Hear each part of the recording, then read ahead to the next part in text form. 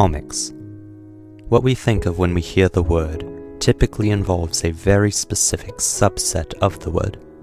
We think of brightly colored heroes that fly and punch their way out of the pages of Marvel or DC intellectual properties. In recent years, these have become all the more popular with the plethora of high-budget adaptations that have proliferated upon the silver screen like so many spandex-wearing rabbits. Yet comics contain multitudes beyond this scope so limited.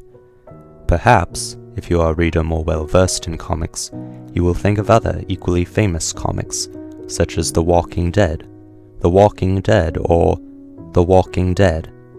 However, comics go beyond these blockbuster hits as well.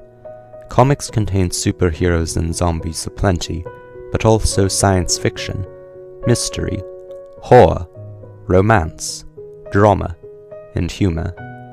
Comics are as diverse a medium as prose books, films, or the theatre.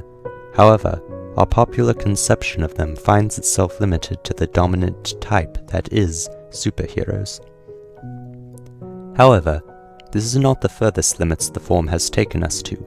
There are the manga and the manga comics in Japan.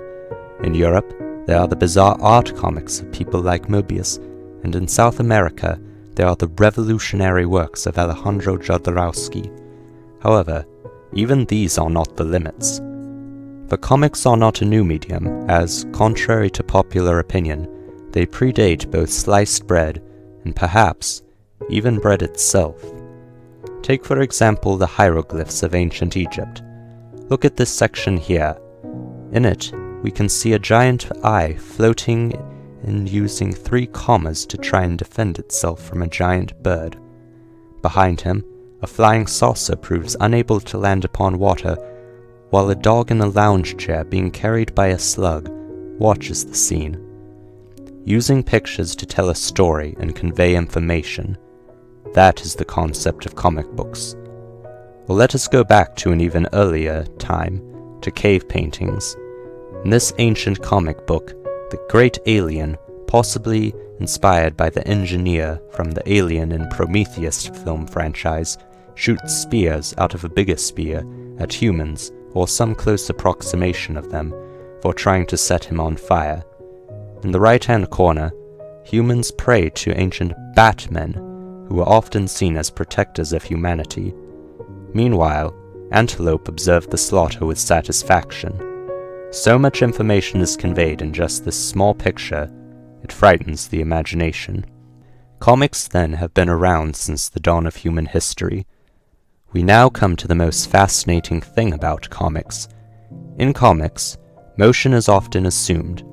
What does this mean? Well, unlike in a book where the author tells you where the characters move and how they get from point A to point B, in comics, the creator leaves it to the reader to connect the dots. The space between panels is called the gutter, and it is here that all the action of a comic takes place. For each panel of a comic is a static image, populated by immobile figures. The reader must fill in the gaps of how a character moved from one position to the other. To understand this, let us take a look at one of the most beloved and award-winning comics to ever be received, Garfield. Here, we see an average strip of Garfield. Now in the first panel, we see Garfield in the following pose, lying in his bed, asleep. However, the moment our eyes have absorbed all of this information and slowly transitioned to the next panel, the action has suddenly commenced. In the brief space of time it takes to move the eye from the first to the second panel, the human imagination is running at 1,000,000 miles a second, or 1,609,344 kilometers a second, as measured by scientists at the Bell Laboratory. The imagination then is filling in all the movements that are taking place from one panel to the next, filling in all of the details of action that the artist does not describe.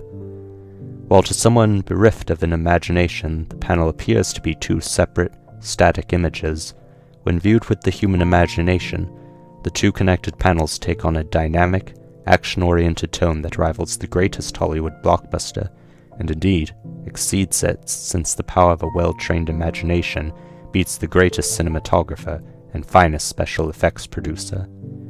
In the third and final panel, the performance repeats itself, an entire sequence, all left to the assumption of the imagination of the reader. It takes a true professional like Jim Davis to do this so expertly, and, in the course of 3 panels, we have traveled worlds, relying only on suggestions from the creator. The rest is our own mental powers, filling in the gaps. To give you some idea of what this means, let us examine this page from the acclaimed comic Youngblood by Rob Liefeld. In the first panel, we see the team standing around in an artistic expression known as a pose, a technique popularized by a Japanese manga, JoJo's Bizarre Adventure. But now, notice the team lead, Shaft, a cat who won't back out, even when there is danger all about. In the first panel, he poses with the rest of the team. However, in the next panel, we see him standing at a computer. Liefeld is such a brilliant auteur that he was wise enough to include the computer in the first shot, so we, the readers, have context for where it is and how Shaft got to it. We, the readers, then are left to fill in the gaps. Shaft performed a triple backflip, followed by a 520-degree pirouette, in order to be standing at the computer in the second panel. These things are not spelled out for us, because Liefeld trusts his audience, and knows they are smart enough to fill in these details themselves. Comics then become a medium unlike any other. While in prose we are told everything that happens, and in film we are shown everything that happens, comics do not provide us with such clear-cut instructions, but instead, we are the creators of the comic book. It is a collaborative effort where the artist and writer only provide suggestions about how a scene works. We, as readers, then pick up on the suggestions and fill in the rest of the story. Comics become not only a vehicle of self-expression for the creators then, but for the reader as well, to place his or her own mark of creativity upon the comic. Comics require more from their audience, forcing them to work to keep the story alive and flowing. In this manner, comics speak more to the power of imagination and its ability to make the immobile seem dynamic, and thus perhaps reveal more about us than any other medium. It shows who we are as people. It offers an experience unlike any other medium, aside from cocaine. And in the end, that is comics, a medium almost as good, rich, and diverse as cocaine. That is the power of comics. It makes the power of a Superman or Spider-Man seem trivial by comparison, not helped by Spider-Man already being, in industry terms, lame. That is comic books, a medium which transcends the pages it is written upon and becomes a thing of wonder, excitement, and adventure, all taking place in that most amazing of all art forms, the human imagination.